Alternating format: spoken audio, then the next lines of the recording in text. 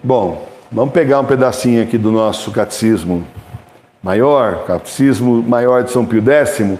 Nós estamos na página 94, parágrafo 2º, do efeito principal dos sacramentos, que é a graça. Que é a graça? A graça de Deus é um dom interior sobrenatural que nos é dado sem merecimento algum da nossa parte, mas pelos merecimentos de Jesus Cristo em ordem à vida eterna. Então, sem merecimento nenhum da nossa gente, dependesse de ter merecimento para receber as graças de Deus. Vou contar um negócio para você, a gente estava frito, né? Como se divide a graça? Divide-se a graça em graça santificante, que se chama também habitual, e a graça atual. O que é a graça santificante? A graça santificante é um dom sobrenatural que se faz inerente à nossa alma e que nos faz justos, filhos adotivos de Deus e herdeiros do paraíso. Quantas espécies há de graça santificante? Há 2 espécies de graça santificante, graça primeira e graça segunda. Que é a graça primeira? Graça primeira é aquela pela qual o homem passa do estado do pecado mortal ao estado de justiça, de amizade com Deus. O que é a graça segunda? A graça segunda é um aumento da graça primeira. Que é a graça atual? A graça atual é um dom sobrenatural que ilumina a nossa inteligência, move e fortalece a nossa vontade, a fim de que pratiquemos o bem e evitemos o mal. Certo? Podemos nós resistir à graça de Deus? Sim, podemos resistir à graça de Deus, porque ela não destrói o nosso livre-arbítrio. Então qualquer pessoa pode resistir à graça de Deus. O Senhor dá a graça e a pessoa resiste. Quanta gente não faz isso? Aí tem que dar o prêmio de burro do ano para a pessoa, né? O Senhor dá a graça e a pessoa não quero, resiste. Tem que dar o prêmio burro do ano, ou do século até, ou burro do inferno, enfim, o que quiser, né? Porque realmente é um absurdo. Mais absurdo ainda é que a Amada Sofia conheceu um padre que dizia que você não pode aceitar a graça de Deus, você tem que resistir sempre. Olha aí. E é padre da internet, tá? Só para vocês saberem. Só com as nossas forças podemos nós fazer alguma coisa que nos seja útil para a vida eterna. Sem o auxílio da graça de Deus, só com as nossas forças, não podemos fazer nada que nos seja útil para a vida eterna. Como nos comunica Deus a graça? Deus nos comunica a graça principalmente por meio dos santos sacramentos. Então é assim, nós sozinhos não podemos ganhar a vida eterna, precisamos da imensa graça do Senhor. Porém, a gente precisa colocar a bola em jogo. Nós temos o livre-arbítrio, a gente pode querer a graça ou não querer a graça. Se eu resisto à graça do Senhor, se eu estou indigno no pecado, sem condição nenhuma de receber a graça do Senhor, pois muito bem, eu acabei por escolher o inferno mesmo e não quero a santificação. Agora, se eu procuro estar sempre em estado de graça, se eu peco, já me arrependo, faço confissão espiritual, peço perdão ao Senhor, me esforço ao máximo para estar tudo que eu posso, para estar no caminho de Deus, peço a ajuda do Senhor, do Espírito Santo, peço a ajuda do anjo da guarda de Nossa Senhora. Essas são aquelas coisas que nós podemos e devemos fazer. Nossa vontade é soberana. Nosso livre-arbítrio, nossa vontade é soberana. A gente pode escolher se nós queremos ir para o céu ou para o inferno. A partir da hora que você escolhe ir para o céu, e você diz sim à graça de Deus, implora, reza, pede, você abre as portas do seu coração para a graça do Senhor, para a graça santificante. É assim que funciona. Resistir é inútil, né? Resistir é estupidez. A pessoa vai terminar sendo aí realmente condenada ao inferno para sempre. Então, depende de nós, a gente aceitar a vontade de Deus na nossa vida, não lutar contra a graça e ao mesmo tempo estar em condições de receber a graça. Então tem uma parte que depende de nós. Na verdade é a menor parte, mas é o suficiente para a porta não fechar. Sabe aquele negócio quando você vai tentar fechar a porta do carro ou a porta da casa e não fecha, que está pegando em algum lugar? Tem alguma coisa pegando aqui, tem que dar uma lixadinha porque não fecha? Ou tem que dar uma acertada no parafuso porque está meio penso a porta, não fecha? Então, isso aí é justamente a parte nossa que a gente acaba atrapalhando, que é a parte do livre-arbítrio, que a gente tem que escolher direito. Tem que escolher direito e não escolher errado. Escolher errado é inferno, escolher certo é aí grande chance de ir ao céu. Tá certo? Como nos comunica Deus a graça? Deus nos comunica a graça principalmente por meio dos santos sacramentos. Além da graça santificante, confere-nos os sacramentos alguma outra graça? Os sacramentos, além da graça santificante, conferem também a graça sacramental. Que é a graça sacramental? A graça sacramental consiste no direito que se adquire recebendo qualquer sacramento de ter em tempo oportuno as graças atuais necessárias para cumprir as obrigações que derivam do sacramento recebido. Assim, quando fomos batizados, recebemos o direito de ter as graças necessárias para viver cristamente. Só que nós estamos no começo do século passado. 100 anos depois, falar de direito significa quase dizer que o Senhor teria qualquer obrigação que ele não tem. Então tem que ter cuidado com a poluição, né? O direito é uma coisa boa, não é uma coisa que você fica brigando e exigindo e etc. Tá? Às vezes aqui no mundo, mas com o Senhor não funciona assim. Com o Senhor não é assim que funciona. Você adquire o direito, a pessoa é batizada, adquire o direito aos outros sacramentos e a ter uma vida de santificação e pedir ao Senhor as graças que ela precisa para a sua santificação. E ela se esforçar muito para conseguir tudo isso. Tá certo? Agora, não que seja obrigação de Deus, não vamos confundir as coisas. Não são sinônimos. Direito não é sinal de que o Senhor tem obrigação de. Não tem nada a ver. O Senhor não tem obrigação de nada. Tudo que Ele faz é por amor a nós e misericórdia imensa. Porque se realmente Ele fosse fazer o que a gente merece, a gente não estava aqui para contar a história. Fala a verdade. Então, cuidado com isso. Cuidado que eu falei para vocês, eu insisto com você. Tem palavras que foram tão deturpadas pelo pessoal da esquerda que a gente ouve e já não entende mais o sentido certo. Por isso que eu estou fazendo esse parênteses, tá bom? Dão sempre os sacramentos a graça a quem os recebe? Os sacramentos dão sempre a graça, contanto que se recebam com as disposições necessárias. Então, tem que ter a disposição necessária. Por exemplo, vou fazer a comunhão espiritual, quero receber as graças que a comunhão espiritual me oferece.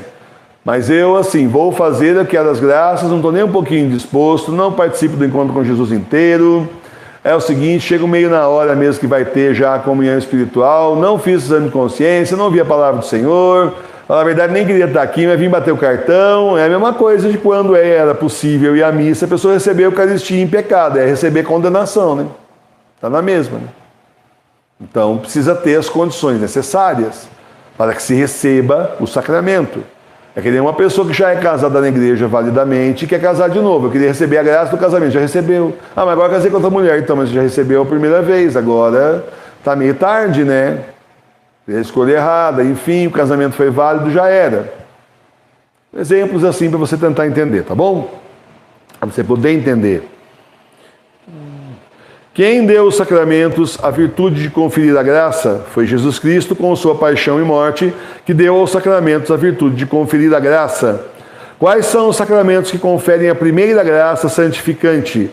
Os sacramentos que conferem a primeira graça santificante e que nos faz amigos de Deus são dois: batismo e penitência. Como se chamam por esse motivo esses sacramentos? Esses dois sacramentos, batismo e penitência, se chamam por esse motivo sacramentos de mortos, porque são instituídos principalmente para restituir a vida da graça às almas mortas pelo pecado. Diferente, né? Então, são sacramentos tidos como sacramentos de mortos, porque a pessoa que não é batizada está morta para a salvação. Ela tem que ser batizada para ser filha de Deus. Aí apaga-se o pecado original. Se ela já é mais velha um pouquinho, apagam-se todos os pecados na hora do batismo. Zera tudo, começa a partir dali. Por isso que quando já é mais velhinha assim, mais jovem, tem mais noção, ou até criança mesmo, já com um pouco mais de discernimento, tem que fazer catequese primeiro, confissão, para depois então poder fazer o batismo, uma preparação. Quando é bebê não precisa, mas quando é um pouquinho maior, já tem que fazer. A igreja é sábia em ensinar tudo isso. Agora, a mesma coisa acontece com a confissão. A pessoa pecou, ela está em pecado contra o Senhor, ela se separou de Deus, está morta para a salvação. Então ela vai atrás da confissão para se reconciliar com o Senhor. Hoje em dia fazemos então a confissão espiritual, a que ainda nos é possível. Fazemos a confissão espiritual e nos reconciliamos com o Senhor, que vendo o nosso arrependimento nos perdoa. Pronto, você voltou à vida da graça com o Senhor. Fora disso, você está em pecado, está longe da graça do Senhor. Como receber graças se você está numa vida de pecado? Não dá. Aí é onde a pessoa pede um monte de coisa, não recebe nada e fica achando que, né? Às vezes fica até contra Deus. Mas peraí, você está tendo condição de receber a graça do Senhor? Ou você está numa vida de tanto pecado que não tem condição nenhuma de nada? Está morta para a graça. Tá certo? Tem que pensar tudo isso antes de ficar reclamando do céu, né, gente? Bom, quais são os sacramentos que aumentam a graça em quem a possui?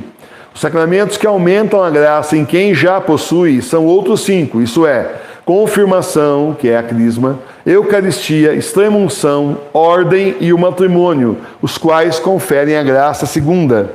Como se chamam por esse motivo esses 5 sacramentos? Leia aqui.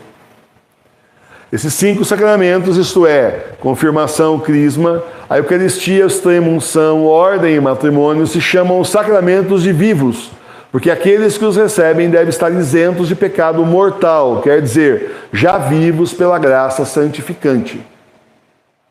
Certo? Está bem claro, não está bem claro? Que pecado comete quem recebe um sacramento de vivos, sabendo que não está em estado de graça? Quem recebe um sacramento de vivo, sabendo que não está em estado de graça, comete terrível e grave sacrilégio. Já está em pecado e ainda vai lá receber o sacramento. Ainda em estado de pecado, em estado de morte, vai receber o sacramento de vivos. Então aí sim está terrivelmente condenado. É um sacrilégio contra Deus. Então, por isso que nós não podemos, por isso que tanta coisa vai fazer aí a confirmação, a confissão antes, Eucaristia, confissão não pode estar em pecado mortal, confissão antes, extrema-unção, confissão antes, a ordem lá vai ser ordenado padre, confissão antes, vai casar, confissão antes, tudo confissão antes.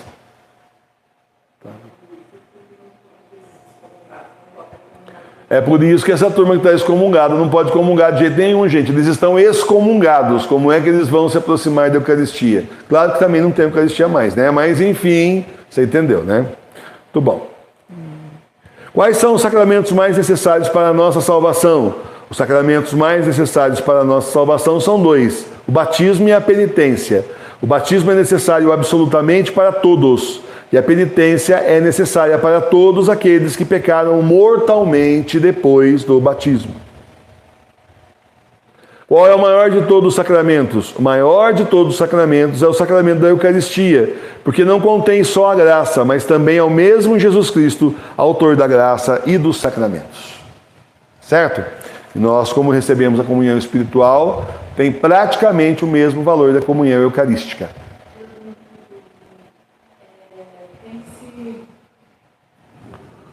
Tem-se todos os anos renovado o voto do matrimônio?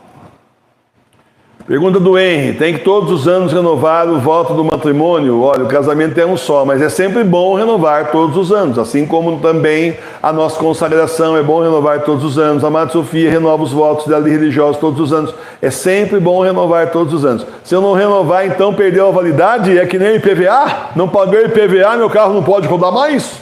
Licença do carro? Não tem nada a ver, né, gente? Sacramento é sacramento, licença do carro é outra coisa, né? A cara esse ano, hein? Licença do carro é outra conversa. Licença do carro tem que renovar todo ano, não é a mesma coisa de renovar aí o casamento todo ano. Renovar os votos do casamento, renovar então a consagração. Então se eu não renovar minha consagração total a Jesus por Nossa Senhora esse ano, estou liberado, beleza, não sou mais consagrado? Claro que você é. Só está sendo um relapso só, porque o autor do método São Luís Maria Grignão de Montfort mandou renovar todo ano. Mas por que tem que renovar todo ano, gente? Primeiro que a gente pede a bênção do Senhor sobre nós de novo, que bom, né? E segundo que a gente se lembra, porque o ser humano é esquecidinho, então é bom para lembrar. Esse que é o negócio. É ou não é esquecidinho? Fala que não é.